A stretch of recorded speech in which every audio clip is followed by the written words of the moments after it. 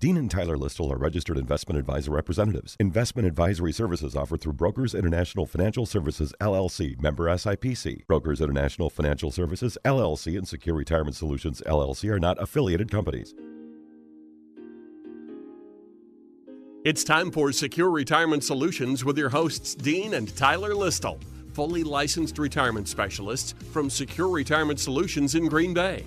Now, here are your hosts, Dean and Tyler. Good morning, and thank you for joining us today. Tyler and I will discuss topics that affect your retirement, such as investments, income planning, Social Security, and much more.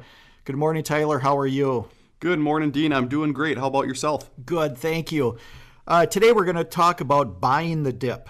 Okay, we hear a lot of people out there talking about, buying stocks or investments when they're low. Some people will strategically just plan to put money into the market when they feel the market is down or a certain particular stock is down.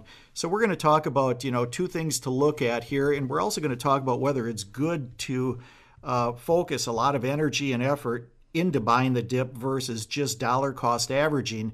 So we'll look at some numbers that are put out there by some of the investment firms supporting one or the other. Okay, so the first thing when we're talking about buying a dip, we ask people, okay, really, what is your reason for buying the dip? Is it a long-term strategy or is it based on a short-term trade? And the other thing too is when buying the dip, there are two ways to look at this. First of all, if you are targeting a particular stock, an individual investment, when it's at a low, we always tell people to have some caution here because remember, if a particular investment's at a low, there might be a reason. They might have missed their earnings report. They might have released a very significant person within the company. There might be some regulations that's hitting that part of the industry and it's bringing it down. So when you're looking at a particular investment when buying the dip, use some caution and make sure you go back and look at some fundamentals here because there might be a reason that particular stock has gone down. And if you also look at past history, there are a number of investments out there that have gone down and they take a substantial time period to recover. So you might not necessarily be making the best decision just focusing your energy on buying something, an individual stock when it's down. The other thing you need to look at is buying the dip. For instance, when the whole market goes down, you look at it a little bit differently. For instance, at the end of 2018, you had October, November, and December. The market as a whole went down. Okay, so that's market risk. It brings everything down. And the old saying that, low tide brings all ships down, high tide brings all ships up is true. So when you have a total market dip, you typically have better buying opportunities than when you're just trying to target a particular stock for a certain reason. Here's why. The whole market, when it goes down, it takes everything down with it. So you have some stocks that didn't have any changes of a CEO, might not have any regulations that affected them. Okay, so there's certain opportunities here when you're looking at whole market versus particular stock. Better yet, we still just believe in the theory of dollar cost averaging and staying in the market. People expend too much effort trying to buy a dip. And again, if you look at some surveys that were done, historically, people tend to make more mistakes that way by staying out of the market than staying in. Another thing to continue to look at here too when you're looking at buying the dip is, are you looking at growth investments or value investments? Many times, value investments will go down and stay down for a significant period of time. People think they've got a great opportunity to go in and buy something on the dip, only to find out that for a year or 2 years later, it's still at that particular level. So you need to go and analyze the stock too, or the investment, find out, is it a growth stock? Typically, you can go in and look at some of this information on Morningstar or on Google or Yahoo Finance, and you can find this information on the particular stock. Look at the PE, find out if it's a value stock or is it a growth stock. Many growth stocks do show a trend of pretty significant volatility. They will spike high and they will drop low. So are you really buying a particular growth stock at a low, or is that just a typical trend that it goes through? So these are some of the things that we tell people to be aware of, look at, and really analyze. But really the bottom line is we tend to think that you are going to be more successful buying in when a market is showing volatility and is down versus trying to target a particular stock. Tyler, anything else here about whole market versus particular stock and staying out of the market versus being in? Yeah, Dean, when we talk about buying the dip, now that's very relevant to the current market that we have right now. As we're in early 2019 here, we just saw a big dip that happened, and the market actually bottomed out on Christmas Eve. Now, if we go back to late 2018, so the last quarter of 2018, which would be October, November, and December, the last quarter was actually the worst performing quarter since the Great Depression. So that was a big dip. It actually went into bear market territory where the market lost about 20% almost 20% from the beginning of October to Christmas Eve and the end of the year. And we talked to a lot of clients, and they were wondering, they had questions. Well, should we be buying the dip? And as you said, Dean, it really depends on a couple factors here. Now, the overall market was actually at a low because the S&P 500, it dipped way down, the Dow, the NASDAQ. So it took the overall market down due to a number of different economic factors, such as the U.S. and China trade war, the raising of interest rates, the looming government shutdown at the time. So there was a lot of things that went into it that took the overall market down. Now, when the overall market is down, buying the dip could be a good thing, especially if you're a long-term investor. But so what I mean by buying the dip then is what you want to look at is possibly different exchange-traded funds or mutual funds where you can buy into, say, an S&P 500 index fund or a large cap, small cap, mid cap, whatever the case might be. You can buy into a particular investment that is diversified, that has a number of different companies within it, and come out of the hole that way. Now, when you're looking at single stocks that are at a low, there were plenty of them that were at a low during the end of 2018. But single stocks can be at a low even when the market's doing well. So, like you mentioned, Dean, when you talk about buying single stocks on the dip, or buying the dip with single stocks, we have to be much more thorough with our research, because a single stock could be down for plenty of different reasons, many being more important or more concerning than just the overall market. For example, there could be a company that is down due to a change in management, or poor earnings reports, or something that's going on within the company that might not be ethical, or there might be a lawsuit. So when you're buying the dip with single stocks, it's going to be it could be more concerning than buying into an index fund or something along those lines. But ultimately, when we talk about buying the dip, we think, as you mentioned, Dean, that it's more important to be invested for the long term. And if you dollar cost average, you're going to come out on top when it comes to buying the dip. But also, like you mentioned too, you want to look at growth versus value, because if you're buying value stocks, buying the dip with value stocks, then they're probably depressed, but they might not even come out of that. There's plenty of different value companies that are at a low that you could buy into, but they might not come off from that low for another 2, 3, 4, 5 years. Whereas if you buy a growth stock at a low, if you're buying the dip with a growth stock, you probably are going to have a lot better chance of coming out of there. So if you are buying the dip in individual stocks, first off, you want to know, okay, which type of stock are you buying into? Is it a value? If it is a value, know that it might be depressed for a long period of time, as opposed to a growth stock that you could be buying at the low and it could come out of the hole relatively quickly. Or a growth stock is going to be more aggressive than a value stock, so you could be buying the dip and it could dip down even lower. So in addition to buying the dip with individual stocks, know which type of stock you're buying the dip with, so to speak. Okay, a couple other things here too. People try to, when they talk about buying the dip, are they really trying to time the market? We're firm believers that time in the market is significantly better than timing the market, okay? But understand, we also believe that carrying cash in portfolios is extremely important, especially in today's market with the volatility. having cash at all times in a portfolio instead of being 100% invested in that portfolio. By having the cash, we can take advantage of buying some good opportunities if they were to go down low, whether it's the total market or whether it's just individual stocks. For instance, during the end of 2018, within the portfolios for our clients, we started taking some gains off the table and moving it into money market positions because there was volatility on the horizon. We were doing that through October and into November and even parts of December yet. And we saw what happened in December. Tyler brought up, Christmas Eve day. I mean, that was not a pretty situation in the market, but we had built up, 10, 15, 20, up to 30% cash in those portfolios, depending on people's risk tolerance and time frame.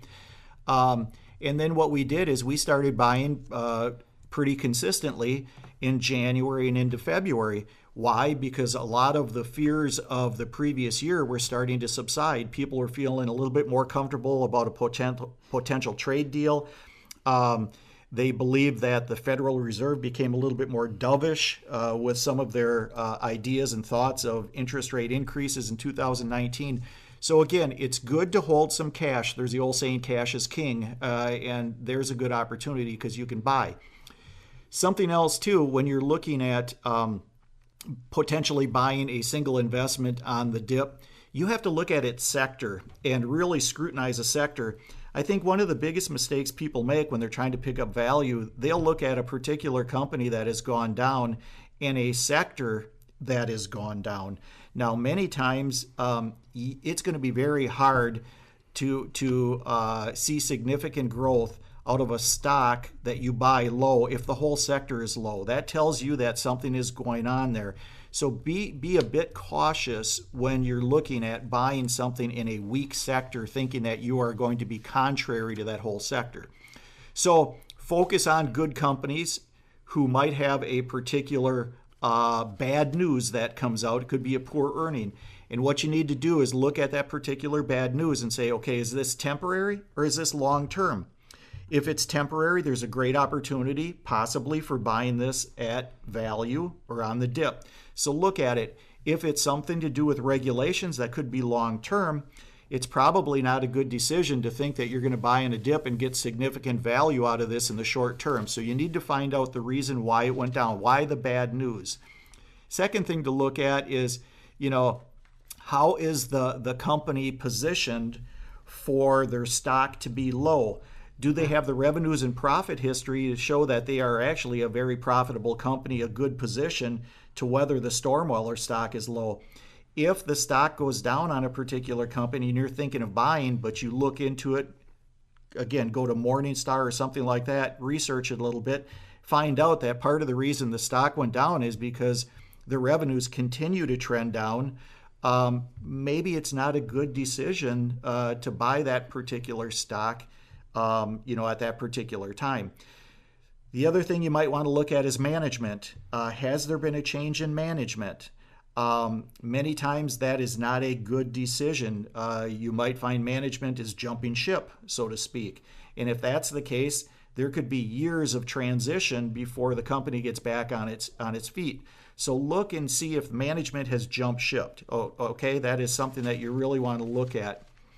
Another thing you might want to look at when you're looking at individual stocks like that, again, is just profit and revenue. Okay, look at that. Is the revenue consistent? They might have missed one quarter, but is it consistent? In addition to the revenue, are they generating a profit based on the revenue they're producing? So there's a number of things to look at on individual stocks. Yeah, Dean, good points there. Another thing that I want to talk about when it comes to buying the dip is either buying on the dip or buying momentum. Now, momentum investing, it's been popular, and it really became popular in a year like 2017. And what I mean by that is in 2017, when the stock market was up 22%, there were stocks that were at an all-time high, but they continued to go up and break new highs, it seemed like, each and every week and each and every month. Now, buying on the dip, again, is buying companies that are depressed in price, that they might be stable, and you're essentially buying them when they dip down. You're trying to buy right around the low. versus if you're buying a momentum company, or if you're buying on momentum, that means you might be buying a growth company at a high. Now, what I mean by that is there's different types of stocks out there that they might hit an all-time high, and people right away are turned off by that. They think, boy, I don't want to buy when the stock is right at an all-time high, because the old adage is always buy low, sell high. Well, with momentum investing, and again, especially in 2017, when it seemed like the market just continued to go up, up, up, with momentum investing, you're buying stocks that are at a high, but yet they continue to break through and reach new highs. So it really doesn't matter if you're buying at a high, because the momentum is there. Hence the term momentum investing. You want to buy into different stocks that continue to get their price pushed up and up, because so many people are buying into it. That's where the momentum is at. Now, right now, actually, if you look at it, buying momentum historically over the last couple years has probably led to better results than buying on the dip, where you're buying a stable company or more of a value company. You could buy that on the dip and come out of the hole a little bit, but usually those companies don't have enough growth potential to really come out of the hole all that much, as opposed to buying a value company, as opposed to buying a growth company that has the momentum in their favor and they continue to break new highs. So again, know the difference between buying on the dip or buying momentum. But either way, we like to see people continue to dollar cost average, not try and time the market, but more so about time in the market and investing over the long term. And there's plenty of studies done, one that we're going to get into in a little bit here, that actually shows how investing over the long term can lead to better results than trying to time the market here and there. Okay, before we continue, we're going to take a quick break. You're listening to Dean and Tyler Listle, investment advisors with Secure Retirement Solutions, located on Allied Street in Green Bay. For a complimentary review of your current investments, or if you have questions, please call them at 920-347-9888 or go to their website at srsplans.com. Okay, as Tyler alluded to, we're going to talk a little bit about not timing the market, not buying the dip, but time in the market. How those numbers could affect people over the long term versus those people who stay out of the market and spend a lot of effort trying to buy everything on a low. Tyler, let's talk about some of those numbers that were put out there. Yeah, Dean, and there was actually a study done by American Funds, who is a mutual fund company, and they wanted to look at, okay, what's the difference between trying to time the market versus simply investing over the long term, not timing the market, but investing at different intervals over time. And they wanted to really try and see the difference and see how much it matters. Now, one thing I'll say beforehand, before referencing the study here, is that especially you should really take advantage of this, and you should really take advantage of not timing the market, but time in the market, especially if you're a younger investor. Because you have that time horizon, you have that time on your side, you can afford to take more risk. You shouldn't be trying to manipulate your portfolio all the time. Leave that for when you're retired and you're no longer contributing. At that time is when you want to be more hands-on and actively risk manage. But when you're a younger investor, you should really try and be in the market as long as you can and take advantage of it by dollar cost averaging. And what I mean by that is you might have $200, $300, $400, $500 per month go into your retirement account no matter what. So you just almost set it and forget it, keep on putting the money in. That means you're going to buy more shares when the market's down, less shares when the market's up. But again, it's about time in the market, not timing the market. And to kind of illustrate that, I have a study here where there's two hypothetical investments in the S&P 500. So again, the S&P 500 is the overall stock market. Now, two different investments in it over a 20-year period ending at the end of 2017. So there's two different investors that we have, and each contributed $10,000 every single year. So you're contributing $10,000 every single year, starting in 1997 for 20 years and ending in 2017.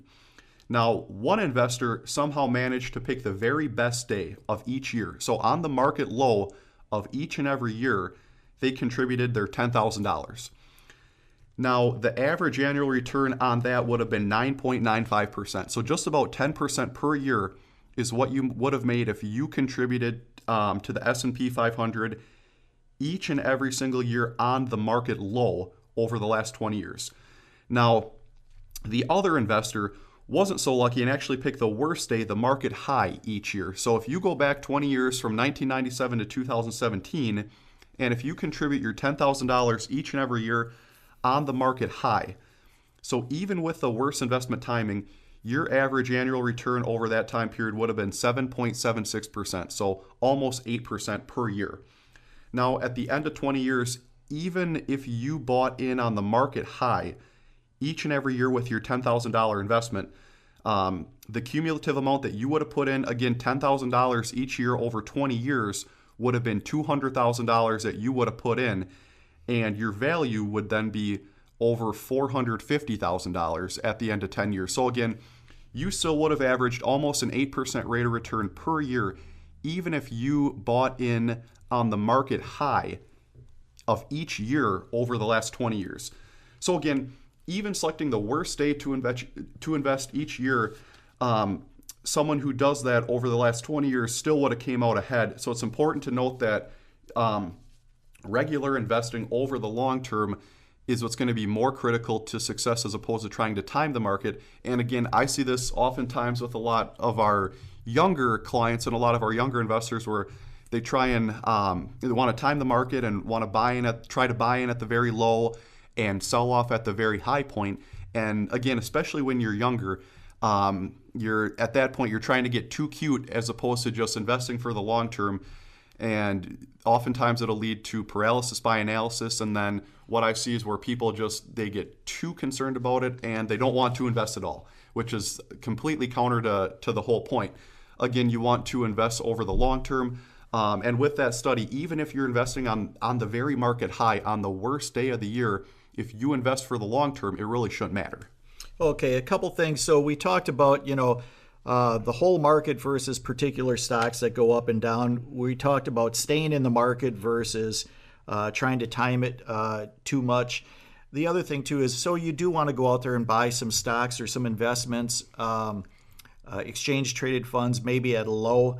What you need to look at are some of the basics. And some of the basics that we talk about all the time is definitely the PE. Okay, go look at the PE ratio. That's going to indicate really the internal cost and the value of the company versus the stock price. Too many people look at a stock price. They'll look at a stock that's over $400, $500, $1,000, $1,500, $2,000, and they just say that's too expensive. Well, many times it is. However, what you need to do is look at the internal components of that stock price to find out the value of it. And you might find out that $1,000 stock price is actually a good value. So look at things like the PE. Typically, just a rule of thumb, and this changes all the time based on the market each year, you get over $20 and you start moving in that direction, you're looking at a company more that's positioned for growth.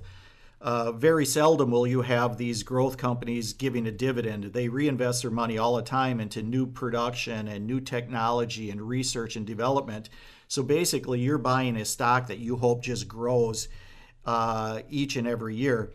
If you look at the PE and it's $20 and less and down to single digits, which we see from time to time, especially in like telecommunications or utilities, what that means is you're typically getting a better value for what you're paying for that particular stock. And many times those companies that are lower PE also create a dividend. So if you're looking for dividend reinvestment, that's a good opportunity to look at a little bit more value and lower PEs. A couple other things that you want to look at when it comes to a particular stock, if you've got it targeted for a potential buy, especially if it's on a dip or a low, look at trade volume. That's very important. Some people look at a particular stock and it's low and they think, well, it's going to come back. I'll buy into it now without looking at some of the basics. One of the basics to look at is trade volume. If it's very thinly traded, which means that there's not a lot of buying or selling of that stock, chances are the price movement is going to be pretty stagnant. So it's not going to move that much. If you look at the trade volume, the volume of stock that's being bought and sold, many times that is going to give you direction for movement, whether it's positive or negative. So watch the trade volume. And again, just to reiterate, price isn't always a good indicator of whether the stock is a good value for you or not. And then really the last basic that we look at here is revenue and profit. There are some companies that have significant revenue but very little profit. Those should be skewed more towards that bucket that you're looking at from a growth standpoint. There are going to be some companies that have significant revenue and very good profit, which tends to be more of a value company. It shows stability. Go and look and scrutinize the revenue and profit. Again, there might be a company that has gone down in price significantly, and when you start looking at it, it's because they're not making any money. Well, that's not a particularly good buy if you want to buy into a stock that's not making any money. Who knows, it might not be there. So Tyler, am I missing anything there when we talk about, some of the basic stock valuations? Yeah, Dean, the last thing here when we talk about buying the dip, like you said, are some of the stock valuations. But again, I just want to reiterate, I see it all the time where people see the price of a stock and right away they're turned off by it. They say, well, if Amazon is $1,500 a share and this other company here is $15 a share, then the other company must be better because it's cheaper. But that goes hand in hand with the whole momentum investing, is that there might be companies that have their price pushed up pretty high, but it's usually for a reason. That's where the momentum is, and there's a lot of people buying into it, therefore pushing the price up. But again, you want to look more so at the PE ratio than you do the price. If you're looking at the price of a stock alone and determining if it's too expensive or too cheap, then you haven't dug deep enough. In addition to that, one thing to look at and be aware of is the dividend yield. And oftentimes a stock that pays out a good dividend or has a large dividend yield, those are usually stocks of well-established companies that have been around for a while that might not have that growth potential. Now, if you're doing research and you see that there's a stock that doesn't pay out any dividends, typically that's going to be your growth stock that's going to be more aggressive. But at the same time, if you buy that growth stock on the dip, then you're probably going to have a better chance to come out of the hole quickly and have more growth potential when the market does turn around and come upward. Companies that we really like are actually termed dividend growers, where they pay a dividend, but yet they still are growth oriented, and they're still good over the long term, but yet they're also established companies. So they're kind of the best of both worlds. So again, don't only look at the price, the share price, but look at things such as the PE ratio, the dividend yield. Try and find out if you're buying pure growth stocks or dividend yielding stocks, and then go from there. But again, when it comes to buying the dip, people try and do it all the time, but we prefer investing over the long term. And again, we always say it's about time in the market, not timing the market. Good point, Tyler. Well, that's all the time we have this week. See you later, and hope you'll join us again next week. We'll see you next week. You've been listening to Secure Retirement Solutions with your hosts, Dean and Tyler Listle, fully licensed retirement specialists from Secure Retirement Solutions in Green Bay. To get more information from Dean and Tyler, contact them at Secure Retirement Solutions on Allied Street in Green Bay. Call 920-347-9888 or visit them at srsplans.com. Securities and investment advisory services offered through Brokers International Financial Services, LLC. Member SIPC. Brokers International Financial Services is not an affiliated company.